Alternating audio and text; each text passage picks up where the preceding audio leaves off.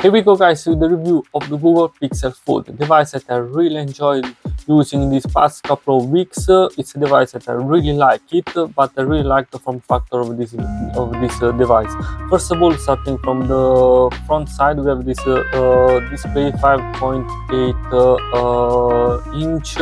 It's really nice because you can actually use it with your finger without any issue, without any trouble, and you can actually use it very well as it should be with a normal phone. Even though this is a foldable phone, this part of the display is absolutely amazing, and the quality obviously it's very nice too. It's not a very slim phone, but once you open it, actually it's enough slim.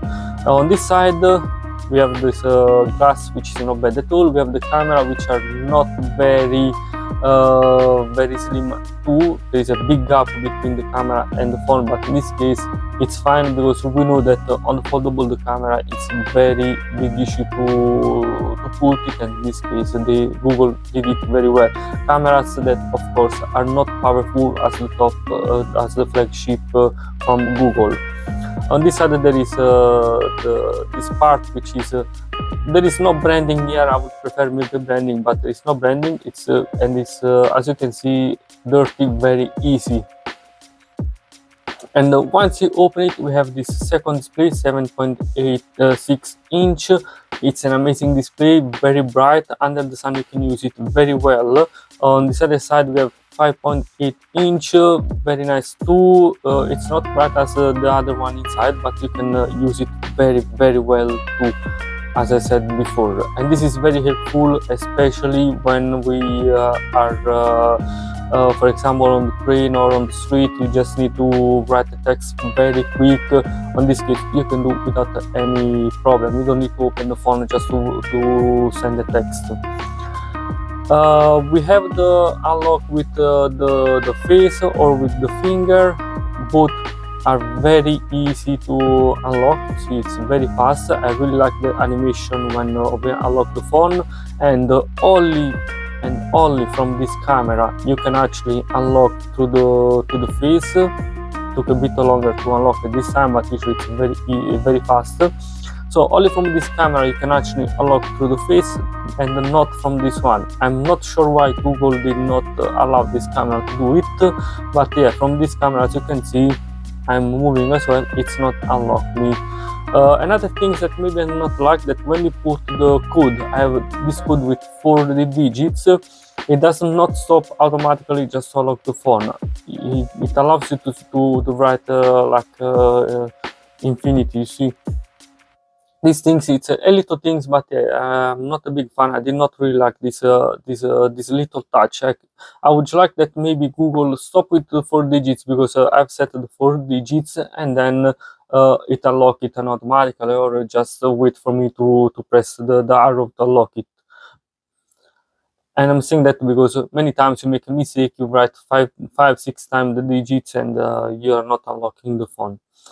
As I said, both displays are OLED, really good displays.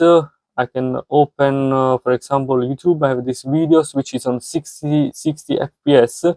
Apart, it's an amazing video, an amazing movie, and I would suggest to you to watch it.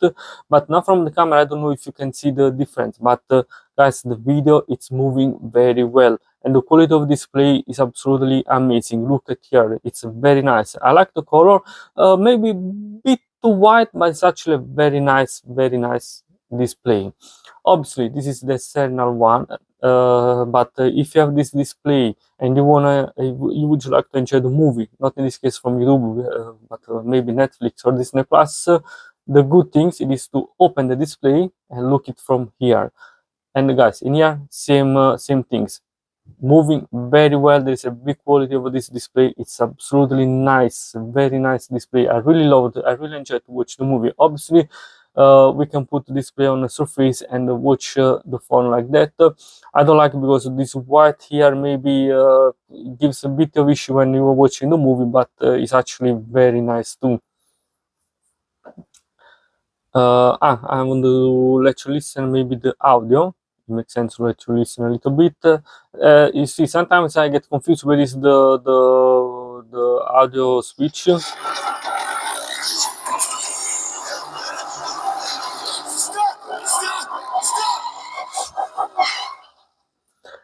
The audio, so it's not good as maybe other flagship. It's not on the top, but it's actually very nice audio. I like the bass, and the quality of the audio is good. You cannot really say anything wrong on this part. Yeah, the quality, guys, it's very nice. And also inside there is the Google Tensor G2. This is something that, why Google will do that? Because soon it's coming the new Google Pixel 8, which will have the new Tensor G3, and apparently that one will not have a problem with hot. Obviously, will be more with more performance. So I don't know why we are spending so much money for this device, which came out 1 month earlier than a Google Pixel normal, and it does not have this performance, but it actually have a processor which we saw on the last year flagship, and we know that that processor, it's not it is performant, because I didn't have a really big problem in here. You have some lags when you play, for example, Call of Duty, but all in the loading time. But once you're starting to play online, for example, there is no problem. But when you play this part of the device, it become very warm. Yeah, I think that with this price, since we are talking about a folding big price, and anyway it's a flagship phone, I would maybe be more happy to have the latest technology and not the last year technology. This is of course only the first generation from a Google from the Google Pixel Fold, but yeah, I think Google will be done much better to using the new processor. Maybe waiting until the Google Pixel 8 and then you introduce this one as well. But no, I did not really like this choice. Obviously, we can open Google. We can open two apps. Sorry, I just closed everything. We can open two apps on the same time. We can work on that as well. I've been using it to work on my blog, and in here I was doing something else, and I was actually writing something. There is the keyboard which is split in two. I'm not a big fan of this keyboard, but this is the keyboard that is coming on this side, and you cannot put in one go. What I actually did not really like, it's this space that we have below here. There's so much space for me, and I would maybe appreciate more that the keyboard goes a bit more lower, that I can do like that as well. But in this case, it's like that. Yeah, it works very well. Obviously, there is no problem at all using the two apps. We cannot use three apps like on Samsung. There is a little trick that you can do with the develop mode, but yeah, you need to be a bit more ahead to do these things. Yeah, let's go ahead. Let's talk about camera. We have 5 cameras in total. There is this one which is 9.5 megapixel. In this case, there is 8 megapixel, and behind we have 48 megapixel and 2 of 10.8 megapixel. One is a ultra cam, and another one is a tele. Obviously, we know very well how it works, the camera app in Google. There are 3 modes: video, camera. We can do portrait, long exposure, and night mode as well. Those are all the settings which are changing obviously when we changing the modes as well. There are plenty of options. There is obviously the ultra wide mode. We can use the zoom as well. It goes up to 20 per zoom, and soon I will show you an example on how it showed the picture.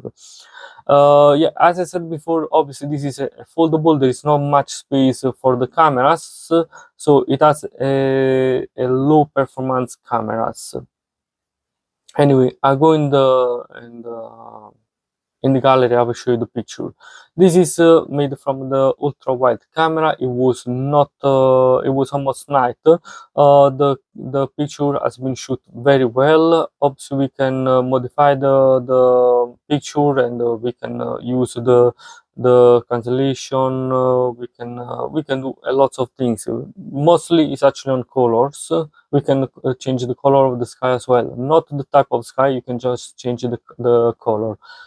This is made with the normal camera. This is made with ultra wide, guys. Very nice quality. Still ultra wide camera. This is the zoom 5x 5 per. This is the zoom with 20 per. You can see there is live a bit of live animation as well. This is made with the camera with the rear cameras using the main display, because you can do that as well. So the quality is very well, nice colors, but as you can see, I was wearing the earphone, and in this case the earphone are just lost in the middle of the wall of the background. Same from this side. This side is actually more visible. Same for the front camera. The picture is made very well, to be honest, but as you can see, you really lose the headphone in here. It's much more visible compared to the other one. You see that it's like I don't have any headphone, I don't have the part of the ear as well. It's a thing that I did not really like it, but actually for the remaining part, it works very well, as you can see from my hair as well. It's like the artificial intelligence does not recognize the headphone inside the picture. This is an example of the video. As you can see, I'm coming down from this bridge, and I was not going super slow, so I was jumping a little bit on the stairs, and the stabilization is actually really good. Also the microphone, they're not bad at all. Alright, in this case there is only noise, but yeah, the microphone, I can tell you, they're not bad at all. You see, it's very well stabilized. Now I'm going to ultra wide, which as it surprised me, it's very good stable, but the zoom not at all. As you can see, I was trying to point on that Mercedes, but yeah, it was very bad. There was no chance to point that Mercedes to be stable. This is in central London. Very nice picture, because I really like how the color have been balanced. 5 per zoom. Always me with the rear camera pointing on the shard as well. This is from the front camera, always pointing on the shard. This is a normal picture of the shard. Night mode with the zoom. The color are actually not bad at all, but this is only 20 per. Normal camera of the normal picture of this Porsche, normal picture of this Rolls-Royce as well. Well balanced color. This is completely night. There was you could not see nothing other than the always on display on the Samsung, and the picture has been made very well too. Not bad at all, actually.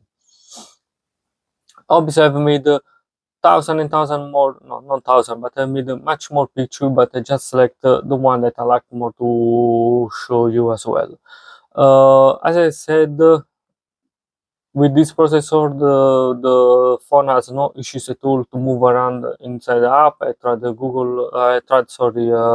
Call of Duty. There are lots of apps from Google which I really like, because Google make very nice apps. Those are the settings that when you have the display open, you can actually have the two view settings. Another thing that I did not like, that I forgot to tell you, that if you like to move this widget, you like to move in the middle of the screen, you cannot actually. Or it goes in one side or it goes in the other half, but you cannot use like as a unique display. And actually every interface, every half interface on here is actually the same as you can see on your camera over here, so it's not changing. If I move this up from here to here, you will see the same changing on the main display, which is fine. It makes sense. It's not a big issue. But for example, I would like that in here I have the widget like that, and maybe on the bigger display, since it's a bigger display, I would like to have, for example, this widget in the middle. This is an example. Obviously this widget here, it's fine, but I don't know, the camera I would like in the middle over here. Little things that maybe Google has still to improve a lot, and I hope on the second generation Google will start to work a lot on that as well. I forgot to tell you about the battery, which is 4821 milliampere. It takes a couple of hours to charge a lot.